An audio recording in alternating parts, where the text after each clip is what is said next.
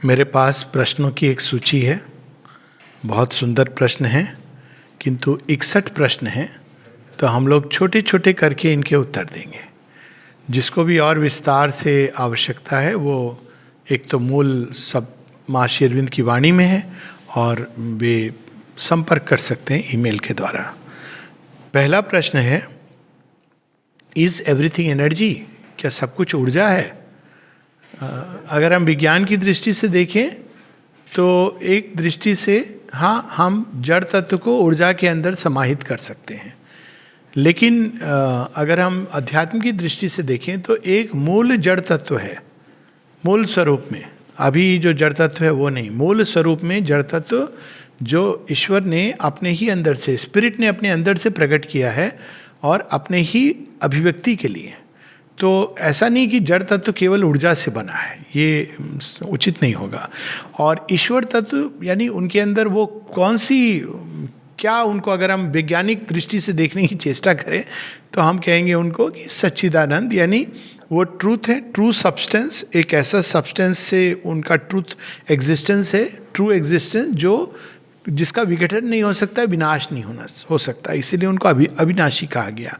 और चित्त शक्ति पूर्ण चैतन्य है, पूर्ण शक्ति है और आनंद। तो ये तीनों चीज़ें एक साथ हैं। तो अगर हम सृष्टि के आदि में जाएं तो ये पूरी श्रृंखला बन जाती है। मूल में चित्त शक्ति है, कॉन्शियसनेस, फंडामेंटल यही है। कॉन्शियसनेस और सत्य, चित्त और शक्ति के आपस में आने से आनंद प्रकट होता है। उस आनंद से सृष्टि प्रकट होती है। वो आनंद ऊर्जा का रूप लेकर के, और वो अनेकों प्रकार की ऊर्जाओं की लेवल्स हैं और हर एक लेवल पे ऊर्जा मैटर के द्वारा बीइंग्स बनाती हैं। उसकी विस्तार में अभी मैं चर्चा नहीं करूँगा। और अंत में ये जड़ तत्व जिसमें ऊर्जा भी है और चेतना भी है।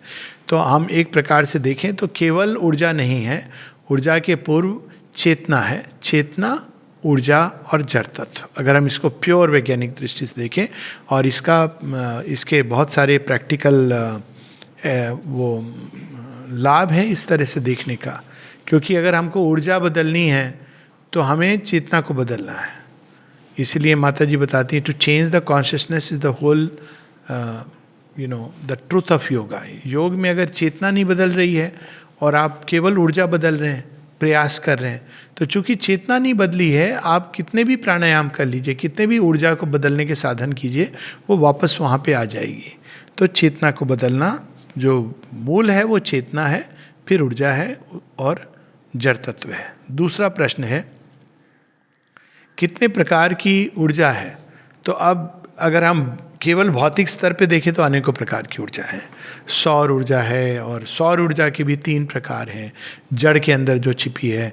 तो हम यहाँ जड़ तत्व की बात नहीं कर रहे, क्योंकि जड़ तत्व में अनेकों प्रकार की ऊर्जा है। लेकिन जड़ तत्व के पहले प्राण तत्व है, प्राण तत्व की भी अनेकों प्रकार की ऊर्जा है, तो जिसको पंच प्राण कहा गया। यानी प्रत्येक स्तर पे ऊर्जा अनेकों अनेकों रूप में प्रकट होती है, अनेकों अनेकों अपनी गति के द्वारा। ऊर्जा में गति होती है, तो उसकी जैसे निम्न प्राण की गति वो एक प्रकार की है, वहाँ जो ऊर्जा होगी बड़ी टर्बुलेंट होगी, जो असुर राक्षसों का जोन है। और जो देवताओं की ऊर्जा होगी वही प्राण जगत में जो उच्च प्राण है, तो वहाँ की ऊर्जा बड़ी एक हारमोनियस और रिद्म से चलेगी। तो ये हुई प्राण की ऊर्जा। प्राण की ऊर्जा के ऊपर हम मेंटल ऊर्जा देखते हैं, मन की ऊर्जा, मन के क्षेत्रों की ऊर्जा।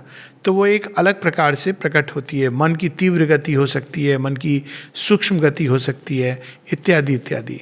और मन के ऊपर सब जो ऊर्जाएं कहाँ से निकली है, आध्यात्मिक ऊर्जा, और उसके परे जो ऊर्जा का स्रोत है महाशक्ति, डिवाइन मदर। तो ये ऊर्जाएं अनेकों अनेकों प्रकार की। इसमें जो ओरिजिनल है वो महाशक्ति, द डिवाइन मदर, उनकी जो शक्ति है वही आध्यात्मिक ऊर्जा, मानसिक ऊर्जा, प्राणिक ऊर्जा, जड़ तत्व की ऊर्जा, और जड़ तत्व के भी अंदर ऊर्जा जो काम कर रही है वो ये अनेकों रूप में अपने आप को फॉर्मुलेट करती है। तो all is the self formulation of the शक्ति। और हर लेवल पर, जैसे प्राण के लेवल पर भी ऐसा नहीं है कि केवल प्राणिक ऊर्जा है, अनेकों प्रकार की प्राणिक ऊर्जा है। और इसका उदाहरण है कि कुछ लोग हैं जो हैवी मेटल गाना सुनते हैं और उनको बड़ा आनंद बड़े एनर्जेटिक हो जाते हैं। कुछ लोग हैं जो अगर हैवी मेटल सुनते हैं तो उनको एक भारीपन सा महसूस होता है। कुछ लोग हैं जिनको एक प्रकार का खाना खाने से बड़े एनर्जेटिक होते हैं। कुछ हैं जिनको अलग प्रकार का भोजन जो सूक्ष्म है उसको खाने से एनर्जेटिक होते हैं। कुछ को शास्त्रीय संगीत सुनते हैं तो वो पूरी ऊर्जा आ जाती है उनके अंदर। कुछ शास्त्रीय संगीत सुन करके सो जाते हैं। ये सब एक उदाहरण है। कुछ लोगों को निम्न प्राण की गतियों में ऊर्जा आ जाती है। अब ताश की जुए खेलते हैं, ये सब खेलते हैं, उनको ऊर्जा आती है।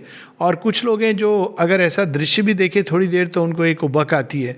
तो प्राण के क्षेत्र में भी बहुत तरह की ऊर्जा है। महत्वाकांक्षा की ऊर्जा है, प्रेम की ऊर्जा है, और उसके नीचे जो अन्यान्य भय की भी एक ऊर्जा है, मैथुन की ऊर्जा है। तो ये ऊर्जा का भी बहुत विशाल क्षेत्र है, प्राणिक ऊर्जा का। मन के अंदर भी जितने लेवल्स हैं कॉन्शियसनेस के, उतने लेवल की ऊर्जा है। और उसी में आगे एक हाई स्पिरिचुअल ऊर्जा है। अगर हम उसको ड्रॉ कर सकें तो बहुत ही सुंदर बात होती है। और उसके परे जो अल्टीमेट सुपरमेंटल महाशक्ति, दैट इज़ द फाइनल। और उसी को जागरण करने का, जड़ तत्व में जो ऊर्जा है उसको जगा करके अलग अलग रूपों में ले जाके मन और मन के आगे आध्यात्मिक ऊर्जा में लाके फाइनली ईश्वर के साथ जोड़ देना, यही कुंडलिनी का जो योग है। It is towards that. हमारे अंदर वो ऊर्जा भी जड़ तत्व में विद्यमान है, इसलिए हम लोग केवल जड़ की ऊर्जा जानते हैं। लेकिन ये संभव है कि उसको ट्रांसम्यूट करते हुए हम सीधा अल्टीमेटली स्पिरिचुअल एनर्जी में कन्वर्ट कर सकें। तो ये जो इनर कन्वर्शन है, इसको जो सेक्सुअल एनर्जी है जो ऋतस के रूप में जाती है, वो जब कंजर्व की जाती है तो तेजस बनती है। तेजस को कंजर्व करते हैं तो ओजस बनता है। ओजस को जब कंजर्व करते हैं तो वीरियस बनता है। तो ये प्रोसेस जो योग की है वो वास्तव में ऊर्जा के कन्वर्शन की प्रोसेस है। क्रिएशन में वो ऊपर से नीचे की ओर आई है, लेकिन इवोल्यूशन में वो नीचे से ऊपर की ओर जाती है। अगर हम कंसंट्रेट करके इस इवोल्यूशन को बढ़ा सकें, अब पशुओं में केवल हम देखते हैं कि मैथुन की, भय की, ये ऊर्जाएं हैं। और अगर उच्च मानव है तो उनके अंदर और भी नई प्रकार की ऊर्जा और उनकी संभावना प्रकट होती है। तो टाइप्स ऑफ एनर्जी। तीसरा प्रश्न है, how do we know that energy is within us, यानी कौन सी ऊर्जा हमारे अंदर कार्यरत है, वो उसके हम प्रभाव से देख सकते हैं। जैसे मैंने बात की कि अगर निम्न प्राण की ऊर्जा कार्यरत है तो हमको बहुत रेस्टलेस बनाती है और हमें बहुत एक छटपटाहट, किसी चीज़ को पाने की एक प्रबल इच्छा। उस समय उचित अनुचित ये सब का भेद हमारे उससे हट जाता है, क्योंकि वो ऊर्जा इतनी रेस्टलेस है, कंपेल करती है, इम्पल्सिव एक्शन के प्रति कंपेल करती है। और उसमें जब कोई चीज़ मिलती तो एक प्लेजर का अनुभव होता है, लेकिन फिर प्लेजर के साथ उसके एक सीवियर सफरिंग जुड़ी होती है, क्योंकि वो निम्न प्राण की ऊर्जा उसको केवल एक बार प्राप्त करने से नहीं संतुष्ट है, वो सदैव उसको पाना चाहती है। ये संभव नहीं है उसके लेवल पर, क्योंकि वो निम्न प्राण इतना छोटे फील्ड में काम करता है कि इट इज़ इम्पॉसिबल। अगर किसी चीज़ को संपूर्णता से प्राप्त करना है और सदा के लिए प्राप्त करना है तो केवल स्पिरिचुअल एनर्जी के पॉइंट ऑफ व्यू से संभव है। इसीलिए हम देखते हैं कि भगवान का सारा संसार है, लेकिन भगवान किसी को डिक्टेट नहीं करते तुम ऐसा करो वैसा करो, क्योंकि वो केवल उस हायर स्पिरिचुअल लेवल से ये संभव है। लेकिन जैसे जैसे वो ऊर्जा नीचे जाएगी, डिसऑर्डर, कन्फ्यूजन, रेस्टलेसनेस, ये सब उग्रता, क्योंकि आपको कोई चीज़ नहीं मिल रही तो उग्र होना, क्रोध, ये सब उसके प्रभाव होते हैं। तो कई बार लोग कहते हैं कि हमारे अंदर बहुत एनर्जी आ रही है तो हम कम सो रहे हैं, हमको तो लग रहा है कि हम भगवान ही बन गए। तो उनको एक बार बस ऐसे अगर आप छेड़ दोगे, कहोगे कि हमको तो नहीं लगता कि तुम भगवान हुआ, देखिए उनका रिएक्शन क्या होगा, तो आपको पता चल जाएगा कौन सी ऊर्जा है। और दूसरी जो ऊपर की ऊर्जाएं हैं वो बड़ी शांत, मधुर, उनके अंदर एक रिद्म होती है, हारमोनी। तो अगर एक वर्ड में पूछा जाए तो ऊपर की ऊर्जाएं शांत और हारमोनी से काम करती हैं, और जब वो हमारे अंदर प्रवेश करती हैं जैसे देवताओं की शक्तियाँ, तो अब हमारे अंदर एक पीस, काम, रिद्म, ये सब लाती हैं। और जो निम्न ऊर्जाएं हैं वो हमें उग्र बनाती हैं, डिसऑर्डर क्रिएट करती हैं, कन्फ्यूजन लाती हैं, रेस्टलेसनेस लाती हैं, उत्तेजना लाती हैं, प्लेजर का भाव लाती हैं, और उसकी प्रतिक्रिया स्वरूप बाकी चीज़ें लाती हैं। तो प्रभाव से हम जान सकते हैं हाउ इज एनर्जी क्रिएटेड। तो एक्चुअली जड़ तत्व के लिए भी एक बड़ा ये पुराना सत्य है जो भारतवर्ष में बहुत अद्भुत है, कि केवल वो एक छोटे से उसमें लिखा हुआ है, हरि अनंत, हरि कथा अनंता। हरि अनंत यानी ईश्वर, हरि कथा सृष्टि। तो वास्तव में प्रकृति का भी ना आदि है ना अंत है, ये ओरिजिनल ट्रूथ है। प्रकृति में ये सब आता है, ऊर्जा इत्यादि, जड़ तत्व। वो अनंत क्यों है? क्योंकि वो अलग नहीं है ईश्वर से, तो वो एंडलेसली क्रिएट करती है, उसका कोई एंड नहीं है, कोई पॉइंट कि यहाँ जाकर प्रकृति रुक जाएगी। आप प्रकृति को अपने अंदर समाधिष्ट कर सकते हो, व्यक्तिगत स्तर पे। और ईश्वर भी जब प्रकृति को अपने अंदर, पूरी प्रकृति को सृष्टि से खींच लेते हैं तो प्रलय होती है। लेकिन तब क्या प्रकृति समाप्त हो गई है, अंत हो गया? नहीं, it is gone in to a resting mode.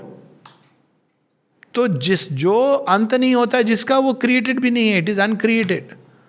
वो एक साथ ही ईश्वर के अंदर वो एक पॉइज है, एक जिसमें वो सारी ऊर्जा को अपने अंदर धारण करते हैं। तो वो जो पॉइज है उसको हम ईश्वर पक्ष कहते हैं। वही सारी ऊर्जा जब बाहर की ओर जाती है सृष्टि की ओर तो शक्ति हो जाती है। तो उसका ना आदि है ना अंत है। हाँ, एक पर्टिकुलर टाइप ऑफ ऊर्जा रूप बदल सकती, इसीलिए matter cannot be destroyed, energy also cannot be destroyed. आप उसको बदल सकते हैं, रूपांतरण कर सकते हैं, उसको विनाश। इसीलिए तो लोग कहते हैं भगवान ईविल को नष्ट क्यों नहीं कर देता। आप नहीं कर सकते उसको नष्ट। You can actually change it, transform it. नहीं तो आप फॉर्म नष्ट करोगे, वो ऊर्जा दूसरा फॉर्म लेके आएगी। इसलिए महर्षि अरविंद इस बार पक्का इलाज करने के लिए आए कि let us transform it, because you cannot destroy anything. What would have happened if energy were not there? Hypothetical question है कि भगवान ही ना होते तो क्या होता। अब वैदिक ऋषियों ने तो इसको खोजा और कहा कि एक ऐसी अवस्था है जिसके बारे में ना हम सत कह सकते हैं ना असत कह सकते हैं। सद असत के परे है। तो उस अवस्था के बारे में तो कुछ नहीं कह सकते। लेकिन इतना अगर इसको प्रैक्टिकल लेवल पे पूछें तो अगर एनर्जी नहीं है तो सृष्टि नहीं है। तो एक अगर बिल्कुल हम आउटवर्ड उस पर पूछें तो we are alive capable of movement by which energy? प्राण की ऊर्जा से। प्राण की ऊर्जा से हम जीवित हैं और सारा जीवन प्राण की ऊर्जा से आता है। तो वो जीवन इनफैक्ट अणुओं के अंदर भी प्राण की ऊर्जा है, जिसके कारण अणुओं में गति है। जहाँ गति है, जहाँ विस्तार है, वो प्राण की गति है। तो अणुओं के अंदर विस्तार भी है और गति भी है। वो आपस में मिलके मॉलिक्यूल्स भी बनाते हैं। अगर एटम्स की कहानी लिखी जाए तो एटम बोलेगा कि मैं अपने एफिनिटी वाले एटम के साथ मिला और मिलके हम दोनों जुड़ गए और उसके बाद हमने बहुत सारे ऑफस्प्रिंग्स डाले। तो आप अगर कहानी वो humans, only thing is humans के पास स्पीच है तो चीज़ों को बड़े बड़े नाम दे देते हैं। वो ये नहीं कहते, ह्यूमन्स ये नहीं कहेंगे कि अणुओं में प्रेम है, पर प्रेम है, वही ऊर्जा उनको ड्रॉ करती है और एक साथ मिलाती है। तो जहाँ भी जीवन है, अणुओं में भी जीवन है, घड़ियों में जीवन है, तो वो सब प्राण की ऊर्जा के कारण है। कहीं पर वो प्राण की ऊर्जा छिपी हुई है, कहीं पर वो प्रकट हो रही है। यहाँ तक कि ईश्वर का, देवलोक का जो जीवन है वो भी प्राण की ऊर्जा के कारण है। फर्क इतना है कि वो प्राण महाप्राण बन जाता है, वहाँ जाके वो शुद्ध हो जाता है, ईश्वर से लिंक्ड हो जाता है, तो हम उसको शक्ति कहते हैं। It's a way of saying, but वो परम शक्ति, शक्ति is what? It is energy, supreme power. तो वही ऊर्जा अल्टीमेटली उसका जो ओरिजिन है वो डिवाइन मदर है। इसीलिए ईश उपनिषद में कहा गया ना कि मातरीश्वा ददाति, वो ओरिजिन उनका वहीं पर है। तो ऊर्जा से ही ये सारा जीवन है। और प्राण की ऊर्जा जो जीवन एकदम फिजिकल मैटर में जो मैनिफेस्ट करती है, इस ग्रॉस मैटर में, उसको हम ये कह सकते हैं कि सबसे निम्न प्राण की ऊर्जा से मैटर अवेक होता है। अब इसका एक कारण ये है, एक कारण उसका ये है कि इसको एक उपनिषद में बड़े सुंदर ढंग से कहानी के रूप में बताया गया है कि उसने विचार के द्वारा पकड़ना चाहा। प्रश्न उपनिषद है, उसने विचार के द्वारा पकड़ना चाहा, मैटर को नहीं पकड़ पाया, क्योंकि यदि ऐसा होता तो हम सोचने मात्र से हमारी भूख मिट जाती। सोचिए।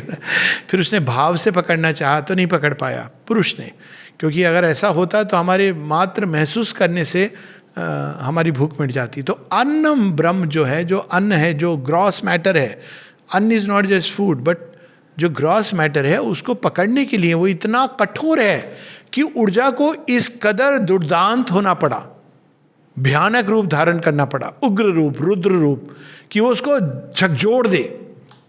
और जीवन का पहला प्रस्फुटन इस कारण हुआ। अब वो ऊर्जा है मैटर के अंदर, भयानक ऊर्जा है वो, और इसीलिए वो विस्फोट करके सारे जगत को नष्ट कर सकती है। लेकिन अगर आप टेम करना जान लो तो ऊर्जा बड़ी अच्छी है।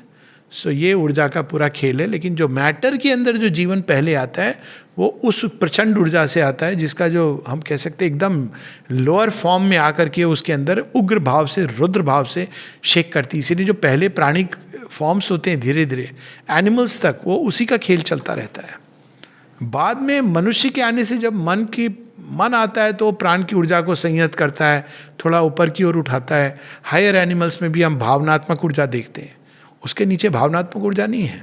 सांप है, डस लेगा एक, वो तो प्रेम करते करते खा जाते हैं एक दूसरे को, क्योंकि वो ऊर्जा उस तरह की है, उग्र ऊर्जा है, लोअर फॉर्मुलेशन है। इसीलिए कई लोग जब गिर जाते हैं उस अवस्था में, जीवित तो हैं मगर इस तरह से आपने देखा होगा पागल हो जाते हैं, पत्थर उठा के फेंक रहे हैं, क्योंकि they have fallen back to the oldest formulation. और यही अर्थ है जब श्री अरविंद गीता में कहते हैं the debt to Rudra must be paid before you can be prepared for the law of Vishnu. Debt to Rudra क्या है? यही रुद्र ने तो पूरे संसार की को प्रारंभ किया है, तोड़ फोड़ करके। देखा जाए तो एस्टेरॉइड्स, इतने स्टार्स बिखेर दिए सबको सृष्टि में। अब वो रुद्र फोर्सेस तो नहीं गिव अप करती, जैसे पोसेइडन वाली कहानी में है, परसियस द डिलीवरर में। They will not, they hold, Rudra hold the world in the hall of its hand. तो बहुत जल्दी ये भाव हमारे अंदर आते हैं, मार डालो, काट डालो, ये कर दो। अब जब ये कहा गया अहिंसा परमो धर्म, इस ट्रुथ को जानते हुए कहा गया। उसका ये कंटेक्स्ट नहीं था कि आप बंदूक मत उठाओ अगर आपको कोई आक्रमण कर रहा है, it never meant that, but it was कि जो हमारे अंदर उग्र भाव होते हैं, जो क्रोध का रूप लेते हैं, उनको संयत करना, हम किसी का विलफुल इंजरी ना करें, क्योंकि मनुष्य में थॉट जुड़ गया है। पशुओं के अंदर ये चीज़ नहीं है, विलफुल इंजरी नहीं है, पर है तो पाइथन जैसे मारता है एक जीव को, तो अगर आप देखेंगे तो बड़ा क्रूअल दृश्य नजर आएगा, स्वैलो करता है, लिटरली वो सांस के लिए मोहताज करके मारता है। तो वो प्रचंड ऊर्जा, Python is called you know the ultimate inert जीव का कोई उदाहरण है तो पाइथन है, महीनों पड़ा रहेगा। इसीलिए पाइथन एनर्जी भी कहा जाता है। पाइथन का विजन भी द एनर्जी जो पूरी तरह इन्वॉल्व हो गई है मैटर के अंदर। शेरविन भी यूज करते हैं rise from its python sleep. तो उसका जो ऊर्जा का जो फॉर्मुलेशन मैटर को जीवित बनने के लिए तोड़ के निकालता उसके अंदर से प्राण की शक्ति को, तो इट इज दैट फॉर्मुलेशन जो लोएस्ट फॉर्म ऑफ एनर्जी है। नमस्ते। हम प्रश्नोत्तर की श्रृंखला में आगे बढ़ें। 7वां प्रश्न है, is there any energy in matter? If yes, how can we feel it? Actually ये तो विज्ञान भी कहता है कि मैटर के अंदर एनर्जी है, लेकिन विज्ञान इसको kinetic energy, potential energy, static energy, इस तरह से वो अलग अलग कहता है। लेकिन अगर हम देखें ओरिजिनल, तो ये तीनों तरह की जो एनर्जी है मैटर के अंदर, वो हमारी त्रिगुणात्मक प्रकृति है। तो there is energy of motion, kinetic energy, energy at rest which is the tamasic energy, and the energy which balances the sattvic energy. सब जगह यही 3 प्रकार की आपको मिलेंगी। ऑफकोर्स इसको फोर्स कहा गया है क्योंकि वो आपको एक्ट करने के लिए या मूवमेंट के लिए विवश करती है। तो जो डिफरेंस है दोनों फोर्स और एनर्जी में, सटल डिफरेंस है। लेकिन मूल रूप से वो एनर्जी है जो मैटर में पाई जाती है। हम कैसे महसूस कर सकते हैं? बहुत ये लगता है बड़ा सरल क्वेश्चन, इसका एक सिंपल आंसर इज हम नहीं कर सकते। हम उसको इन्फर कर सकते हैं, लेकिन ऐसा नहीं है कि अगर व्यक्ति अपनी चेतना को विकसित कर ले फिजिकल बॉडी में भी, तो महसूस कर सकता है, यहाँ तक कि उसको देख सकता है, वो अणुओं के अंदर स्पंदन। ये कई सारी अणुओं की जो थ्योरी है, ये थियोसॉफी में और योगीज ने वो देख करके वो जानते थे। मैटर के अंदर आप गहराई से चले जाओ, just by the power of concentration आप पहुंच सकते हो वहाँ पर जहाँ आप उसको सेंस कर सको। शेरविन ने तो यहाँ तक कह दिया कि इलेक्ट्रॉन की उनकी एक पोयम है इलेक्ट्रॉन, जहाँ कहते हैं शिवा इन इज फायरी चैरियट राइड्स। महसूस किया जा सकता है, लेकिन ये साधारणता हम नहीं कर सकते। Let's put it like that. Does energy, even the supramental energy, remain in matter and in the organism? Supramental energy is all is everywhere. Let us put it like that. लेकिन अब वो पीछे छिपी रहती है। कौन सी चीज़ एक्सप्रेस करती है? अणु के अंदर भी सुपरमेंटल एनर्जी है। अगर वो नहीं होती तो, क्योंकि वो तो क्रिएट्रिक्स पावर है। सुपरमेंटल एनर्जी क्या है? It is the create power of the creatrix. It's the omnipotence of the Lord. Omniscience and omnipotence of the divine is equal to, if you want to put a formula, supramental energy. तो अब उसको supramental नाम इसलिए कहा श्री अरविंद ने क्योंकि वो mind की किसी भी रेंज के परे है, हमारे विचारों के परे, थॉट के परे, इवन स्पिरिचुअल थिंकिंग के परे। इसीलिए इवन स्पिरिचुअल रेल्म्स के लोग नहीं जान पाते थे उसको। It is the omniscience and omni presence of the Lord. तो डेफिनेटली वो सर्वत्र विद्यमान है। माइंड भी सब जगह, इवन अणु के अंदर माइंड है, प्लांट के अंदर भी है, सब जगह प्लांट के अंदर माइंड है, जीवन अणु के अंदर भी है। So everything is present everywhere, क्योंकि क्रिएशन इज वन। लेकिन वो बनता कैसे? एक चीज को सामने, आप 10 उंगलियों का खेल है ना, तो आपने एक को सामने कर दिया तो एक हो गई, बाकी आपने होल्ड कर ली, दूसरी को कर दिया, अब प्ले करो, इससे कितनी पॉसिबिलिटी है? 10 तो ऐसे ही निकल आएंगी। अब आप कोई 2, just start playing with 10 fingers, see how many possibilities are there. There are so many ways of expressing just two, two, two, two, two, two, two. You will have infinite possibilities, literally 3, 4, 5, 6, 7, 8, 9, 10। तो you will see that अब ये 10, अब genetic code भी ऐसे ही ना, उसके basis पे कितना सारा जगत एक्सपैंड कर जाता है। Master mathematician is at work. तो है सब कुछ सब जगह, लेकिन कौन सी चीज़ सामने प्रोमिनेंटली एक्सप्रेस करती है, उसके अनुसार से चेतना को हम लोग कहते हैं कि ये स्तर है, ये है, वो है। लेकिन फंडामेंटली कॉन्शियसनेस एक है, दो नहीं है।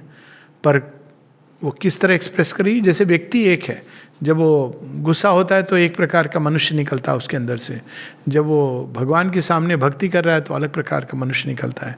घर में बैठ के जब उसको एक काउच पोटैटो बन गया है, दूसरे प्रकार का। वही आदमी जो घर में बैठ के काउच पोटैटो बना हुआ है, वो जब ऑफिस में जाता है तो बॉस के सामने यस सर पूरी जूती रगड़ रहा है, पाँव पटक रहा है। तो ये एक ही एनर्जी है, एक ही कॉन्शियसनेस है। Consciousness is energy, which means awareness plus energy, means awareness plus the force to do it.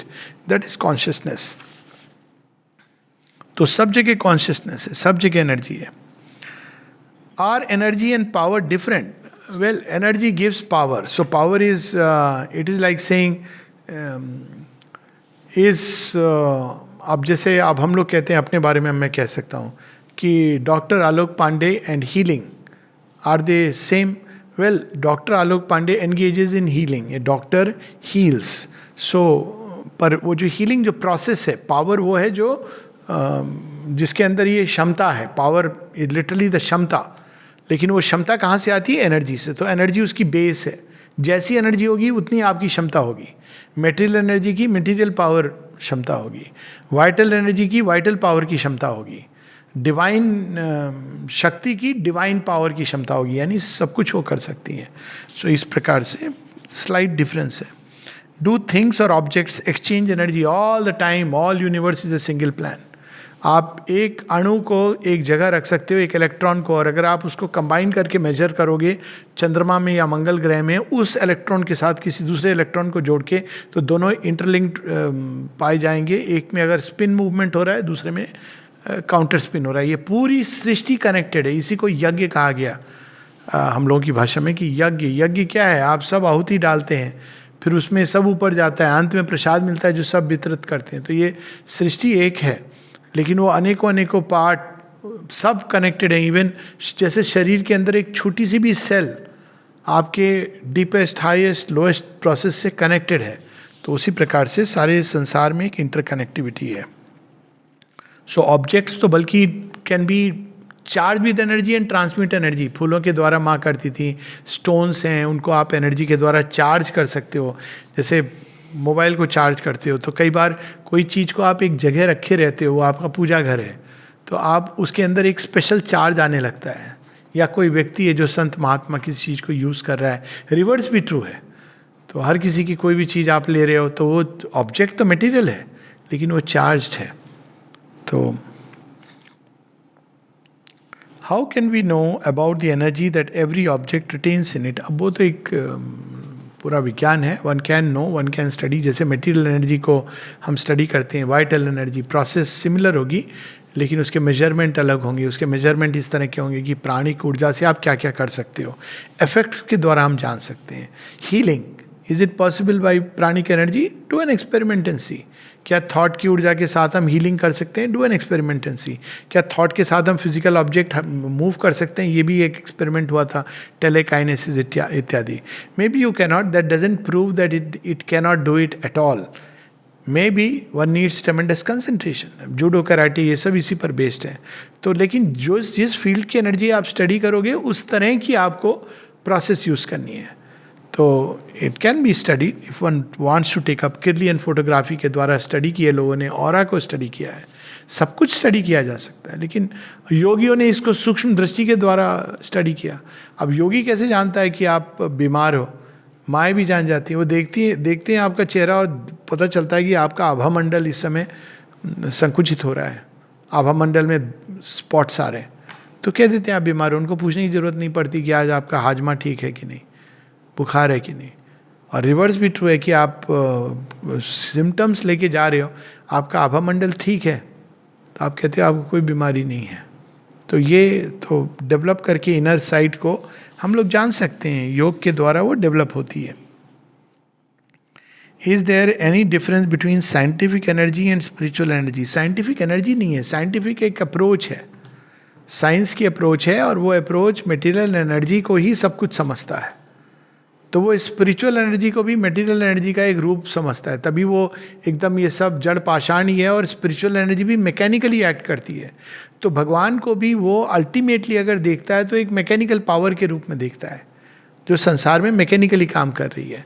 लेकिन अगर हम किसी भी चीज़ की वर्किंग में देखें तो हम देखें कि it is not exactly mechanical. Even mechanical के पीछे एक प्रज्ञा है, एक इंट्यूटिव इंटेलिजेंस है। इसीलिए आप एटम्स के अंदर वो रिदम बने हुए हैं, सारी प्लांट लाइफ, एनिमल लाइफ किस तरह से इंटरट्वाइंड है, बैलेंस्ड है। अगर हम ध्यान से देखें तो हमको दिखेगा कि उसके अंदर भी एक इंट्यूशन काम कर रही है। वो इवन ह्यूमन लॉजिकल माइंड के पीछे इंट्यूशन काम करती है, लेकिन वो लॉजिक का रूप लेती है। इसका प्रमाण ये है कि एक व्यक्ति की इंट्यूशन एक दिशा में काम कर रही है, तो उसका रीज़न सब कुछ उसी तरह से जस्टिफाई करेगा। उसी रीज़न को आप ट्विस्ट कर सकते हो, उसी फैक्ट्स को, और एक अलग दिशा में काम कर सकते हो, बिकॉज आपके अंदर जो मूल एनर्जी काम कर रही है वो अलग है। भगत सिंह के अंदर वो स्पिरिचुअल एनर्जी कंसील्ड होकर काम कर रही है, तो भगत सिंह सारी लॉजिक से एथीज्म को जस्टिफाई करता है। और वही एनर्जी उसी डेटा पर किसी के अंदर फुल ब्लोन स्पिरिचुअल एनर्जी के रूप में काम करेगी, तो उसी डेटा के ऊपर वो ये कहेगा कि ये संसार भगवान से रमा हुआ है और बना हुआ है। तो ये it is the way, and logically, अभी उसके मैं डिटेल में नहीं जा रहा हूँ, लेकिन ये जो इंट्यूटिव इंटेलिजेंस है, जो स्पिरिचुअल एनर्जी जिसको कहते हैं, वो सब चीज़ के अंदर ऑपरेटिव है। साइंस एक मेथड है एनर्जी को, फॉर्म्स को, ऑब्जेक्ट को पढ़ने का, और उसमें मटेरियल एनर्जी को अभी तक उसने थोड़ा बहुत जाना है, पूरा नहीं। So we can say material energy and spiritual energy, we can't say scientific energy, because spirituality भी साइंस है, अलग तरह की साइंस है। अगर आप देखें साइंस के अंदर observation, inference, conclusion, same thing applies in spiritual life. Observe, make your own observations, then see how forces can be combined inside, then derive your own inferences. So, where do we usually get energy from? Three main sources. One is the material, food, below. तो आप देखें कई लोगों को तो ज़मीन पर late के भी एनर्जी आ जाती है, डायरेक्टली वो मैटर से ड्रॉ करते हैं। दूसरा, सेम लेवल, प्राण के लेवल पर, one of the sources of energy. बड़ा बोर हो रहा है व्यक्ति, थका आ रहा है, उसके फ्रेंड आ जाए, देखिए चैटर बॉक्स की तरह कहाँ से एनर्जी आती है। भूख लगी थी, भूल गया, ओ बातें करते करते 1 घंटे हो गए, 1.5 घंटे हो गए, आप तो थके हुए थे, नहीं वो फ़ोन आ जाए तो दूसरी जो एनर्जी है वो वाइटल इंटरचेंज के थ्रू आती है। It's the most unhealthy form, because उसमें हम पता नहीं किसकी किसकी क्या क्या एनर्जी, इसीलिए gossiping, chattering for long time with any one and every one. Of course आपके कुछ एक फ्रेंड होंगे जिनके साथ आप ये एक्सचेंज करेंगे, लेकिन जस्ट अबाउट, कई लोग कहते हैं ना, बिना किसी टॉपिक के और बिना व्यक्ति को जाने घंटों बात कर सकते हैं, is the most risky thing कि it's this kind of meaningless chatter, waste of energy. Chattering में हम वेस्ट करते हैं एनर्जी। तो अब क्या होता है, लेकिन आप रिसीव भी करते हैं जब 2 व्यक्ति चैटर कर रहे हैं, लेकिन वो कौन सी लेवल की एनर्जी होगी, you can understand your self. तो दूसरा जो सोर्स है वो डायरेक्ट वाइटल एनर्जी। तीसरा सोर्स है जो ऊपर, मेंटल एंड स्पिरिचुअल एनर्जी, जो हम एस्पिरेशन, किसी चीज़ को जानने की जब हमारे अंदर अभिप्सा होती है। आपने देखा होगा कभी कुछ लोग पढ़ते पढ़ते इतना खो जाते हैं कि खाने को भूल जाते हैं, या किसी विचार में इतना ऊपर चले जाते हैं कि वो भूल जाते हैं कि मुझे तो भूख लगी थी, ठीक है। और spiritual energy through aspiration one opens to domains and suddenly वो तो इस हद तक जा सकती है, कुछ लोग हंगर, थर्स्ट सब भूल जाते हैं, यानी ओवरकम कर लेते हैं। शेरविन ने तो इसको पूरे 21 दिन, माता जी ने 10 दिन इस तरह से किया था। लेकिन वो एक अलग प्रोसेस है, जो वाइटल से जो लोग करते हैं वो एक अलग चीज़ है। व्रत उपवास जिसमें हम वाइटल एनर्जी को अपने अंदर लेते हैं, जो it's not a good thing, क्योंकि हम यूनिवर्सल वाइटल जो बड़ा मिक्स्ड है वहाँ से एनर्जी ड्रॉ करते हैं। और फाइनल है of course divine energy. If you are open to the divine, तब हमारे पास अखंड ऊर्जा का स्रोत होता है। What is the difference between physical power and spiritual power? Physical power spiritual power का एक बहुत ही लिमिटेड फॉर्म है। जैसे आप इसको एक एग्जाम्पल ले लें, कोई लाठी उठा के किसी को मारता है तो एनर्जी कहाँ से आई? लाठी में नहीं, लाठी में एस्लीप है। तो फिजिकल में पावर एस्लीप है, उसको हिलाना पड़ता है। ये तो न्यूटन की लॉ है ना, तो उसको जगाना पड़ता है। जो योगी हैं उसको कुंडलिनी शक्ति को जागृत करते हैं फिजिकल के अंदर। लेकिन लाठी को जो उठा के मार रहा है, तो आप बोलेंगे कहाँ से एनर्जी आई? उसके हाथ से आई, तो वो भी गलत होगा। हाथ में कहाँ से आई? उसके मन में ये संकल्प आया कि मैं इसको पीटूं। अगर संकल्प उसका हल्का फुल्का होता तो लाठी भी वैसी चलती। संकल्प कहाँ से आया, उसके लिए उसके पास अंदर कहाँ से आई, तो you will go back to the same trail. तो मटेरियल एनर्जी स्पिरिचुअल एनर्जी का ही एक बहुत ही लेसर फॉर्मुलेशन है। ज़्यादातर उसके अंदर वो बंद है, वो एक नाम रूप बना करके छोड़ देती है, अपने आप मूव नहीं कर सकती है। सागर में भी तरंगे गतिशील होती हैं क्योंकि वो विंड्स और अर्थ रोटेट कर रही है। अर्थ क्यों रोटेट हो रही है? सन, उस सिस्टम। और सन क्यों रोटेट हो रहा है? सन भी मतलब ड्रिफ्ट क्यों हो रहा है? तो तब आप जाओगे अल्टीमेटली सृष्टिकर्ता, original impulsion. That is the only way you can explain movement in this universe. उस मूवमेंट से टाइम की उत्पत्ति होती है। पर कहने का अर्थ ये कि ये spiritual energy among them which one is more powerful, ये तो सोचने की बात ही नहीं है। Spiritual energy is definitely much more powerful. लेकिन ये बात एक तरह से ये क्वेश्चन वैलिड है। हर किसी के अंदर वो मटेरियल पे सीधा काम नहीं करती। तो इसको ऐसे समझिए, जब घर में छोटा बच्चा होता है तो शुरू में क्या होता है, वो बच्चे को सबकी बात सुननी पड़ती है। हालांकि इनडायरेक्टली वो सबको नचा रहा है ना, पर डायरेक्टली वो सबकी बात सुन रहा है। जब बच्चा बड़ा होता है, वही माँ बाप, बच्चा कहता है पापा आप बुद्धि काम नहीं करी, चुपचाप वहाँ बैठ जाओ, खाना खा लो। रिवर्स हो जाता है। तो अभी स्पिरिचुअल एनर्जी हम सबके अंदर पूरी तरह इवॉल्व नहीं हुई है। यही शेरविंद कहते हैं स्पिरिचुअल इवोल्यूशन। तो अभी थोड़ी बहुत किसी किसी में इवॉल्व हुई है। जिनके अंदर वो निकली भी नहीं है, वो अचानक बोलेंगे स्पिरिचुअल एनर्जी मेरे अंदर है तो मैटर पे काम करिए, it will not work. It may as a divine grace, वो अलग चीज़ है, बट कॉन्शियसली पहले तो उसको अवेकन करेंगे हम। वो तो पूरा योग इसीलिए है। जब हम अवेकन करेंगे विल के द्वारा, फेथ के द्वारा, ग्रेस में सरेंडर होके, एस्पिरेशन के द्वारा, तब वो काम करेगी। शुरू में लेकिन मैटर नहीं काम करने देगा। वो नया बच्चा है स्पिरिचुअल एनर्जी, वो कहेगा मैं जैसे बोलूँ मेरी कंडीशंस के अंदर काम करो। तो शुरू शुरू में वो कैसे काम करेगी? आप बीमार फिर भी पड़ोगे लेकिन कॉम्प्लिकेशन नहीं होंगे, जल्दी अच्छे हो जाओगे, क्योंकि वो spiritual energy is the child. इसलिए वेदों में अग्नि को बच्चा भी कहा गया, न्यू बॉर्न। लेकिन धीरे धीरे वो बढ़ती चली जाएगी तो मैटर को कहेगी लिसन टू मी। तो that's how spiritual energy is the greatest origin, लेकिन मैटर उसको ईजिली रिसीव नहीं करता है। तो that is the process of evolution. Everything is energy. What do we mean by everything here? Everything is things are objects. तो सब कुछ everything, लेकिन ये proposition कहाँ से आया? Everything is energy. Everything is not just energy. Everything is also matter. It's also consciousness. So it's not a correct proposition to say everything is only energy. Energy अपने आप को condense करके matter बनती है। तो एनर्जी कहाँ से आती है? स्पिरिट। सो अल्टीमेटली स्पिरिट अपने आप को कंडेंस करके मैटर बनती है। और स्पिरिट जो मैटर में कंडेंस करती है, उसकी जो प्रोसेस जो मीडिएट करती है, वो एनर्जी है। If you want to put it very very scientifically.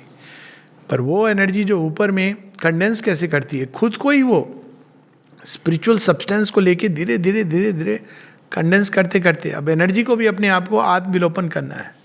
अंत में वो जड़ तत्व में लाइक अ न्यूक्लियर एनर्जी छिप जाती है। So that is the process. How can we feel the usefulness of spiritual energy? It is not meant, I feel like saying, let us not take that commercial attitude, usefulness. बहुत सारी चीज़ें हैं जो useful की दृष्टि से नहीं होती है। आर्ट, ब्यूटी, कल्चर, क्या यूज है इनका? आपको शायद पैसा नहीं मिले, क्योंकि यूजफुलनेस से हम कमर्शियल एस्पेक्ट, लेकिन it is very useful in refining our being. जो भगवान का नाम लेता है, कोई जरूरी नहीं कि उसकी लाइफ बड़ी स्मूथ होगी, लेकिन उसका बीइंग इतना रिफाइंड होगा, इतना इवॉल्व होगा, वो भय से मुक्त होगा। सो यहाँ यूजफुल को डिफाइन करना चाहिए हमको कि what do we mean by useful. So वो हमको रिफाइन करती है। अल्टीमेटली स्पिरिचुअल एनर्जी हमारी मटेरियल प्रॉब्लम्स को भी, इवन सर्कमस्टांसेस को चेंज कर सकती है। Peace as a power, but वो एक अल्टीमेट है। तो इन दैट सेंस अगर स्पिरिचुअल एनर्जी है, क्योंकि वो ओरिजिनल एनर्जी है, तो इवन जो एलिमेंटल स्टॉर्म्स हैं, साइक्लोन्स हैं, कितने एग्जाम्पल हैं माता जी श्री अरविंद के लाइफ से, जहाँ साइक्लोन के, स्टॉर्म के डाइवर्ट की जा सकती है मटेरियल फोर्सेस को।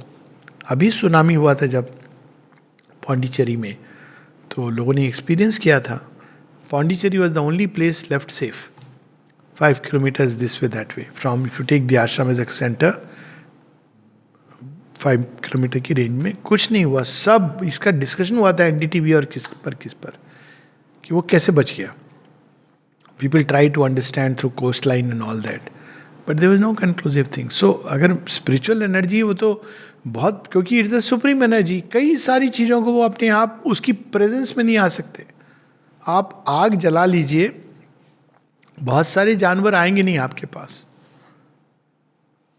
पुराने समय जंगलों में मशाल लेके ना, ये केवल देखने की बात नहीं है, टॉर्च से आ सकते हैं, लेकिन जो आग होती है ना, उससे वो डरते हैं। तो स्पिरिचुअल एनर्जी जब आपके अंदर जागृत होगी, तो बहुत सारी जो एडवर्स शक्तियाँ हैं वो नहीं आएंगी। उनको पता है यहाँ हमारी दाल नहीं गलने वाली है, और अगर हम चले गए इस एटमॉस्फेयर में तो क्या पता हम भी बचे कि नहीं बचे।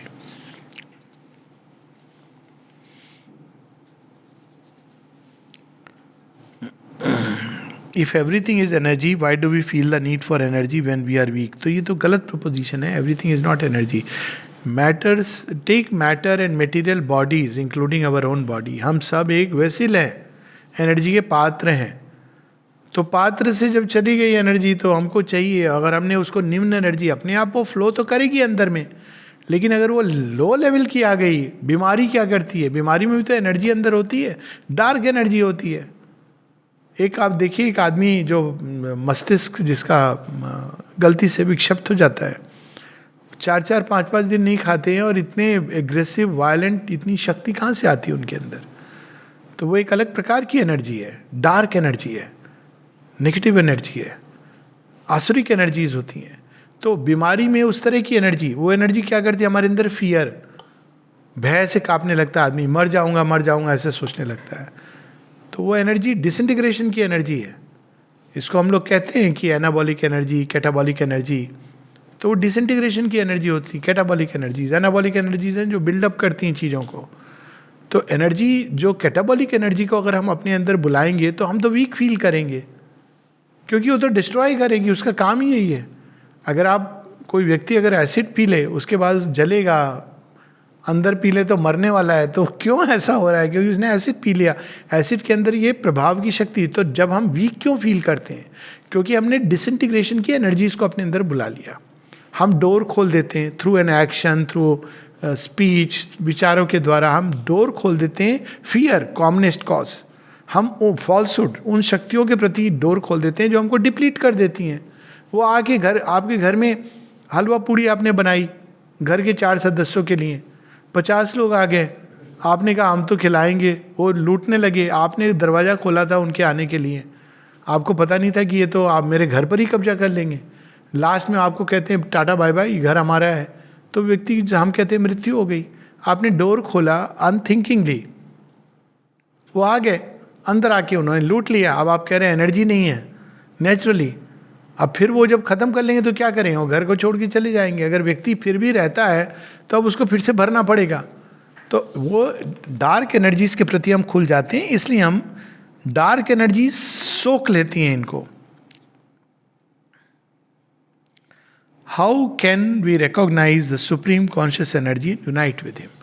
Unite with him is the yoga, उसको मैं अभी टच नहीं कर रहा हूँ, लेकिन भगवान की उपस्थिति, भगवान की ऊर्जा हम उसके प्रभाव से महसूस कर सकते हैं प्रारंभ में, और वो इनवेरिएबल प्रभाव है पीस। कभी वो हमको रेस्टलेस नहीं करेगी। कुछ लोग कहते हैं अरे हमने भगवान को देखा और एक्साइटमेंट में चले गए। बी केयरफुल, शांति आएगी उसके साथ, आपके अंदर एक रिजुता आएगी, नमनीयता आएगी, ह्यूमिलिटी आएगी, क्योंकि आपने उस परम चेतना का स्पर्श पा दिया। आप उसके बाद ये नहीं सोच पाओगे वैनिटी में कि आई एम समथिंग और समबडी। आप ओशियन को देख लिया मटके ने, उसके बाद बोले देखो मैं कितना बड़ा मटका हूं। समुद्र के जाने तक मटका बड़ा है, समुद्र के अंदर डाला तो बहा के ले जाएगा, मटका वहीं रह जाएगा। तो ये विनम्रता आती बहुत, भगवान के स्पर्श से बहुत विनम्रता आती, बिकॉज यू रिकॉग्नाइज कि you are nothing without the divine. शांति आती है बिकॉज आपको पता है कि एक बेनेवोलेंट पावर आपके साथ है। स्वतः ही आपके अंदर फेथ, विजडम जागृत होती है। वो चीज़ें जो छिपी होती हैं, देख नहीं पाते, हम देखने लगते हैं क्योंकि वो प्रकाश है। एक आनंद की अनुभूति होती है, वो आनंद नहीं जो हमको पागल कर दे, उछलने के लिए बाध्य करे। एक सूक्ष्म आनंद जो अंदर में हमारे सारे जीवन की उथल पुथल को सपोर्ट करता है। प्रेम की अनुभूति होती है, और ऐसा प्रेम जो निष्कंटक है, जिसके अंदर किसी प्रकार की ugliness, lower movement, hatred, jealousy, positiveness, ये सब नहीं है उसके अंदर, ये विकृतियाँ। तो ये सारी प्रभाव से हम जान सकते हैं कि भगवान का स्पर्श। इनमें से एनी ऑफ द अबव और ऑल ऑफ द अबव और फ्यू ऑफ द अबव। अंतिम question, if the same energy is within everyone, then why do we have so much discrimination between us? ये तो बड़ा सिंपल सी बात है। एक पात्र है, पुराने समय में होता था कि कॉपर के पात्र में, तांबे के पात्र में पानी डाल के रख दिया जाता है ना, और सुबह पीते थे लोग हेल्थ के लिए। अब लेकिन आप उसको ज़्यादा रखोगे तो क्या हो जाता है, कड़वा हो जाता था पानी। तो कभी कभी आप बहुत ज़्यादा यूज़ करोगे तो कॉपर शरीर में जाके आपको प्रतिक्रियाएं करेगा। लोहे के, उससे लोहे की कढ़ाई में कुकिंग होती थी, क्यों होती थी? आयरन डेफिशिएंसी, एनीमिया ना हो, वेजिटेरियन कुकिंग। तो अब चीज़ क्या है? पात्र की भी तो कोई चीज़ है ना, केवल एनर्जी तो नहीं है ना, ऑब्जेक्ट्स मैटर भी तो है। वो पात्र कैसा है? किसी पात्र ने ऑल द टाइम अपने अंदर dark energy, all is not same energy, यही तो बात हो रही है, अलग अलग टाइप की है। कोई व्यक्ति है जो अपने अंदर केवल डार्क एनर्जी को प्रश्रय दे रहा है, आप बोलोगे वो भी भगवान है, हाँ है, लेकिन उस भगवान के साथ युद्ध करना है। भगवान स्वयं कहते गीता में, भीष्म में भी मैं हूँ, द्रोण में भी मैं हूँ, पर शस्त्र उठा के तीर चला, फिलॉसफी में अपने माइंड को खराब मत कर। ये सच है कि सबके कोर में तो अल्टीमेटली डिवाइन है, लेकिन मैनिफेस्टेशन में भिन्न है। और आपको मैनिफेस्टेशन का अगर नहीं समझ होगी तो जीवन में बुरी तरह धोखा खाओगे। आप सांप को ये बोल के गले लगाओगे कि ये भी भगवान है, लगाओ, शिव जी बन के लगाओ, नहीं तो उसके बाद सांप और आप दोनों चले जाएंगे शिव जी के धाम। तो इसलिए ये डिस्क्रिमिनेशन नहीं, डिसर्नमेंट कहते हैं इसको। डिस्क्रिमिनेशन होता है अछूत, नहीं, डिसर्नमेंट। और डिसर्नमेंट ही मनुष्य को मनुष्य बनाता है। जिसके अंदर अगर विवेक नहीं है, डिसर्नमेंट नहीं है, हर चीज़ एक है, हर चीज़ सब समान है, तो इस संसार की विविधता का अर्थ ही नहीं है। ये कुछ इस तरह की चीज़ हुई, कलर ब्लाइंडनेस। काले और सफ़ेद में अंतर नहीं है, एक ही जैसे रंग है। कोई कहेगा तो आप क्या कहेंगे? आप कहेंगे आप अपनी आंखों का इलाज कराओ। तो उसी प्रकार से अगर जब हम कहते हैं सब लोग एक समान हैं, तो वास्तव में हमको अपनी चेतना के अंदर कोई मूलभूत डिफेक्ट का इलाज कराना चाहिए। मूल में समान है, काला भी रंग है और सफ़ेद भी रंग है, लेकिन अभिव्यक्ति में अलग है। एक संत को हम सेम तराजू पर नहीं तोल सकते, जिस पर आप एक रोड साइड सड़क छाप क्रिमिनल को तोल रहे हैं। हाँ, उस सड़क छाप क्रिमिनल के अंदर संत बनने की संभावना है, और इस संत के अंदर एक क्रिमिनल छुपा हो सकता है या उसका पास्ट हो सकता है, वो एक अलग बात है। पर आप दोनों को एक साथ कि भाई संत को हम अपने घर में बुला के अतिथि देवो भव, क्रिमिनल जी आप भी आ जाइए अतिथि देवो भव, बड़ा खुश होगा, कहेगा बहुत अच्छी बात है। फिर उसके बाद वो हमें बोलेगा आप अतिथि कब जा रहे हो? हम कहेंगे हमने तो आपको बुलाया, कहते नहीं हमने तो देखो आपको देवता की तरह ट्रीट किया, now you come out, go out of the house. तो ये तो एक मूर्खता होगी इस तरह से सोचना। When we gossip, it is said that we lost our energy or destroy our energy. Is it true? Not only true, it 10,000 times true. क्योंकि तब हम अपनी जिह्वा को, इज द एक्सप्रेसिव सेंटर, तो जब हम किसी दूसरे की बुराई करना, और खासकर अपशब्द और अभद्र भाषा में गाली गलौज जिसको कहते हैं, माँ कहती हैं अगर तुम खासकर, वो गॉसिप ये रूप ले लेती है जहां हम एक दूसरे से लड़ाई झगड़ा करते करते गॉसिप, और फिर अभद्र भाषा किसी के लिए, आपस में ये दोनों गॉसिप कर रहे हैं लेकिन ऐसी बातें गाली गलौज, माँ कहती हैं it is like committing spiritual suicide. तो please be careful. It is not just true, it is 10,000 times true. माँ ने एक बार एक पूरी टॉक उनकी बस हाफ ए पेज की है. उन्होंने कहा today I want to tell you the dangers of gossip. So do not gossip. Gossip चल रही है तो चले जाइए वहाँ से. इट इज़ नॉट गुड, सेहत के लिए हानिकारक है. नमस्ते.